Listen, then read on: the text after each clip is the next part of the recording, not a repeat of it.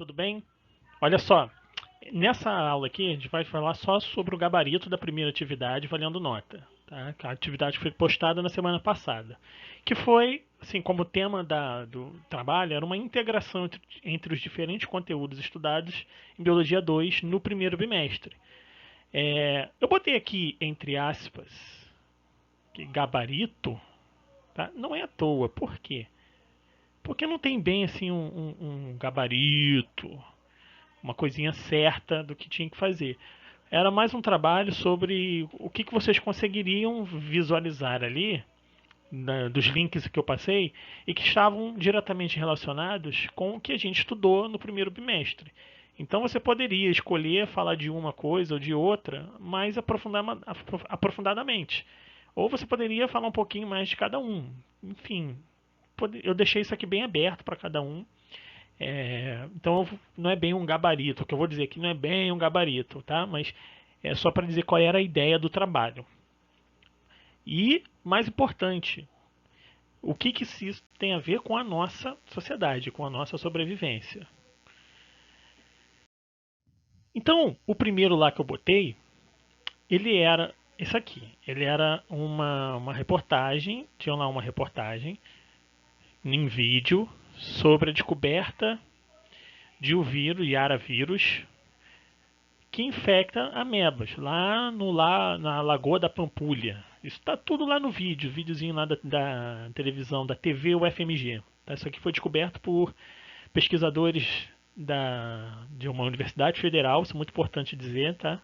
Porque são as universidades que fazem 99% das pesquisas que a gente descobre e acaba sendo úteis para outras pesquisas científicas que nós vamos ver daqui a pouco, ok? Então, essa galerinha aqui, bolsista CAPES, é a agência do governo que dá o dinheiro para as bolsas, para as pesquisas. Bolsista da CAPES descobre Yaravírus brasiliensis, que infecta amebas. E aí ele diz lá, bióloga pela Universidade Federal de Minas Gerais, UFMG, Graziela Oliveira possui mestrado e doutorado em microbiologia pela mesma instituição. Em seu trabalho desenvolvido durante pós-doutorado na França, a pesquisadora identificou um vírus que infecta amebas, o Yaravírus brasiliensis. Esse Yaravírus aqui é um nome novo, tá?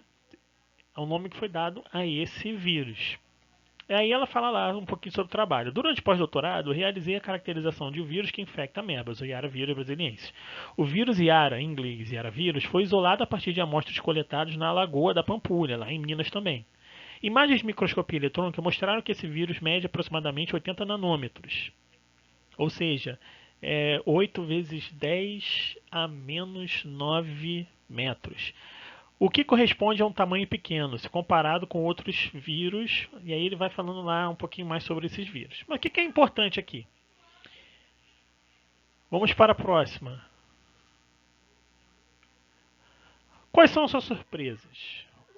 O sequenciamento do genoma do Yaravírus mostrou que os seus genes não apresentavam similaridade, ou seja, não tinha similaridade com nenhum outro vírus, não tinha semelhança genética ou nenhum outro organismo disponível no banco de dados. O que ele quer dizer com isso? Quer dizer que...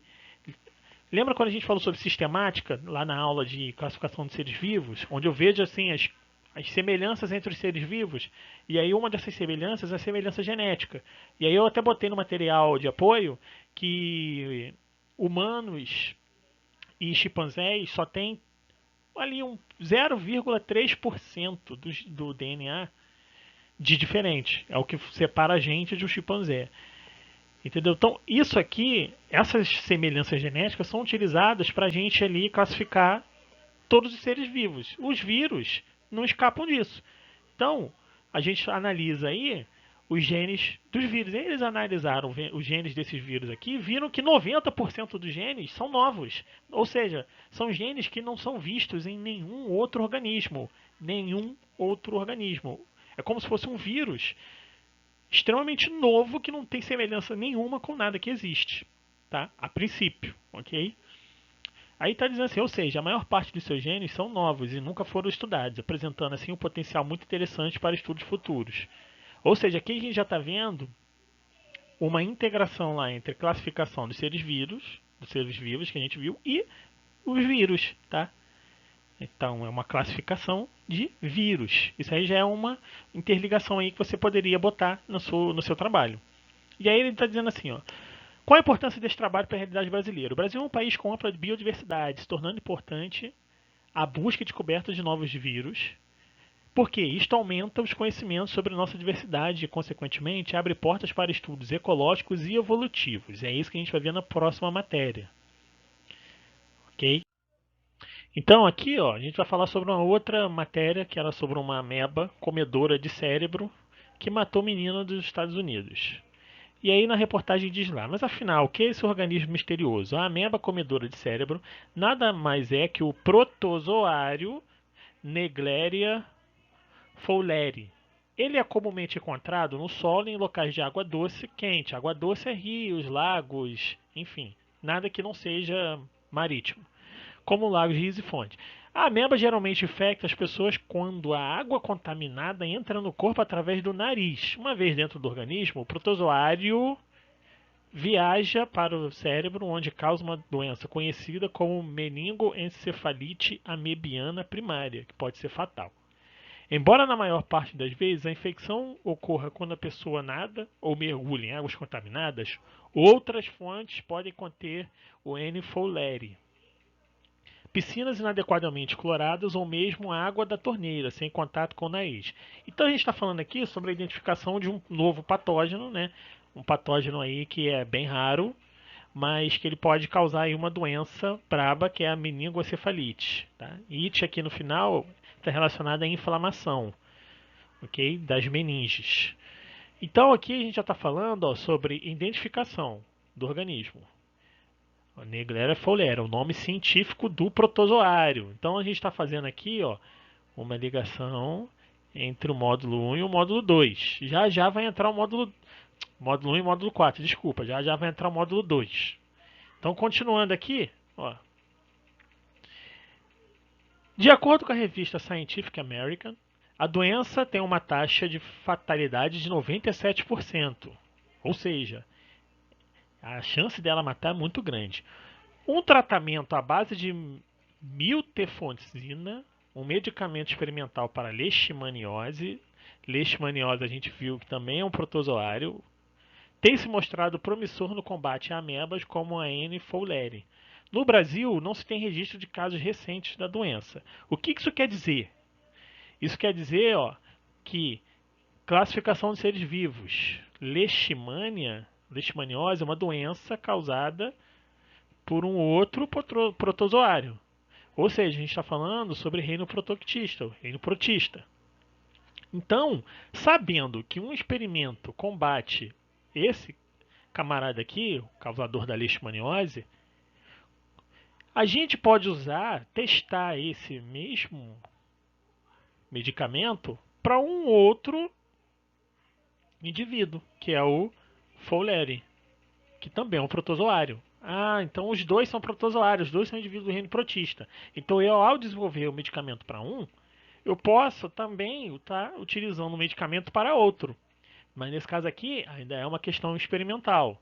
Então você poderia abordar aqui nessa questão, isso que eu estou falando agora, a identificação, a relação entre uma classificação de protozoários e formas de combatê-lo usando um remédio que é para um, que também pode ser usado para outro. E aí, continuando aqui, ó, unindo os três agora, pensa lá, quando a gente falou sobre o Yara vírus brasiliensis, ele é um vírus que infecta amebas. Ó. E agora a gente acabou de falar de uma ameba comedora de cérebro que matou um menino nos Estados Unidos. Então você perceba uma visão científica, o que a gente pode ter com essa descoberta do Yara vírus.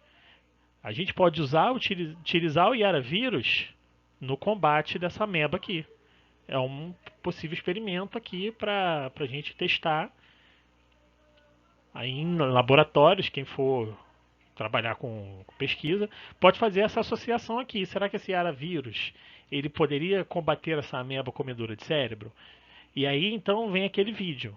E se um médico te oferecesse para te injetar um vírus? Porque mais ou menos seria essa a ideia. Seria a ideia de usar o vírus, injetar esse vírus na pessoa cometida por essa ameba aqui, a Naegleria fowleri, e ver se eles iam ali combater a ameba e a pessoa se curar. É uma possível aplicação biotecnológica. Então agora sim, a gente está unindo classificação de seres vivos, vírus e reino protista. Pode ser difícil para alguns entender aqui essa relação, tá? Mas é importante vocês treinarem como é que esses diferentes conteúdos que a gente estuda, eles estão aí sendo interligados em diversas coisas que você vê de ciências, seja lá no Jornal Nacional, seja em um outro jornal que você queira ir pela vida, seja em alguma página aí com referências científicas, seja no Facebook, no Instagram, no Twitter. É, então, você tente perceber as diferentes interligações que a gente tem, tanto dos diferentes conteúdos dos assuntos da biologia e dos assuntos de biologia com outras disciplinas, com matemática, com química, com física, com geografia, com história, com língua inglesa, com, com filosofia, tem também, tá? Então, assim, comecem a treinar a mente de vocês para isso. Então, aqui eu botei uma outra notícia que é mostrando que essas aplicações de vírus que combate algum organismo podem ser úteis em tratamentos medicinais. Então aqui é uma pesquisa falando que o vírus da gripe foi comum, o vírus da gripe comum foi capaz de eliminar o câncer de bexiga em um paciente. E aí ele diz assim: a ideia de combater câncer com vírus não é lá muito recente, mas essa é a primeira vez que um vírus de resfriado consegue tratar de forma eficaz uma forma inicial de câncer de bexiga. Então perceba que está sendo bem específico aqui, ó.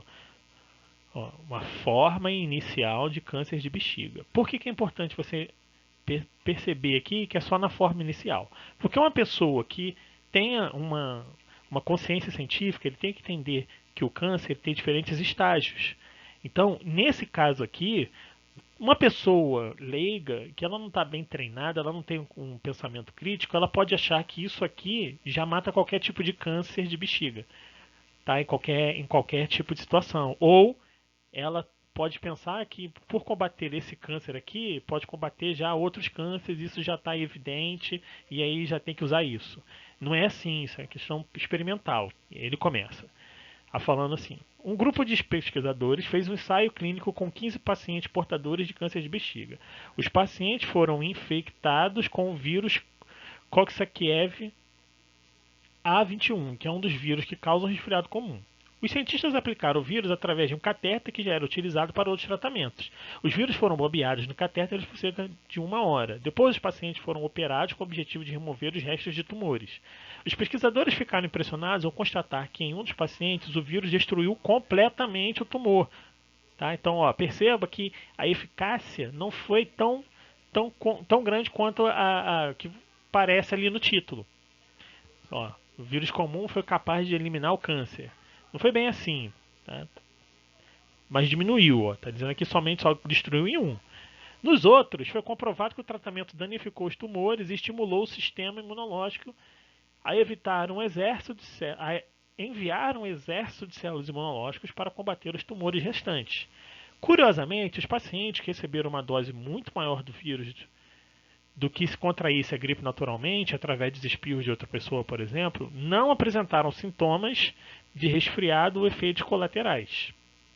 Mas como isso é possível?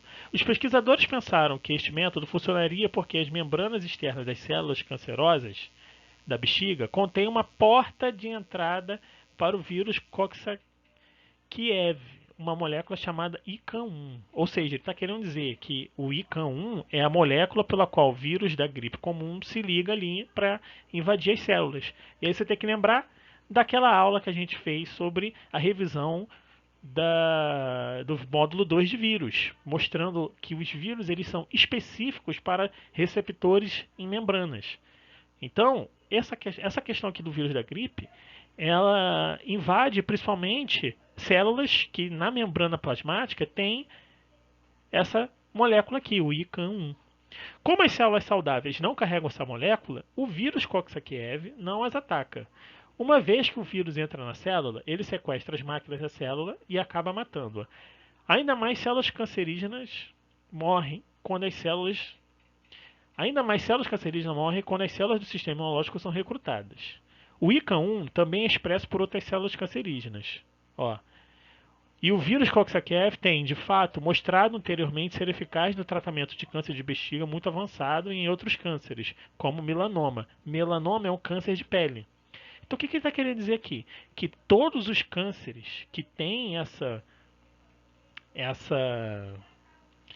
molécula aqui, ele acabam sendo um grande alvo desse vírus, ok? Então, os vírus, nesse caso aqui do câncer de bexiga, eles já estão ali sendo utilizados em aplicação em humanos, teste em humanos. Aquele que a gente acabou de descobrir lá do Yaravírus, ele ainda está ali na descoberta. Ele ainda não passou para uma aplicação que eu estou dando a ideia aqui para vocês. Pode ser que algum laboratório aí já esteja fazendo isso, mas ainda não foi divulgado. Mas é que vocês precisam entender a relação de que como que uma descoberta pode nos levar a outras coisas. Como que eu saber classificar um determinado vírus, como que eu classifico um vírus, descubro que ele é um vírus novo. Por ele ser novo, o que eu posso fazer com essa informação dele? O que ele tem pode me ser útil? E aí eu mostrei para vocês que esse vírus, esse Yaravírus, o novo Yaravírus, ele pode, por ele infectar amebas, ele pode ser usado igual foi nesse experimento aqui, que já é em humanos. Ele pode ser um vírus que vai destruir aquela ameba comedora de cérebro. Então, galera, era isso. Eu espero que vocês tenham entendido. Se não entendeu, me procurem no canal de dúvidas, tá? E aqui eu deixei essa imagem no final para que vocês tentem relacionar aí as diferentes questões que a gente abordou nessa videoaula e que eu tento trazer sempre, vou tentar mais ainda, inclusive, para as nossas aulas. Então, aqui ó, eu tenho dados. Dados é apenas lá o que está disponível. A informação é aquilo que eu estou acessando. Então, eu estou acessando essa informação. Estou acessando. Conhecimento é quando eu começo ali a interligar as coisas, que é mais ou menos o que eu estou tentando fazer aqui com vocês. Tá? Interligar os diferentes conhecimentos. Então, a gente está conhecendo, a gente não está apenas se informando. A gente não está apenas sabendo, a gente está conhecendo, a gente está construindo aprendizagem. O que seria mais ou menos uma ideia? Quando eu pego um desses conhecimentos aqui e começo a desenvolver ele, eu começo, ó, aí tem um outro conhecimento aqui e tem um outro aqui. Então estou começando a ter ideias ali sobre aquele conhecimento.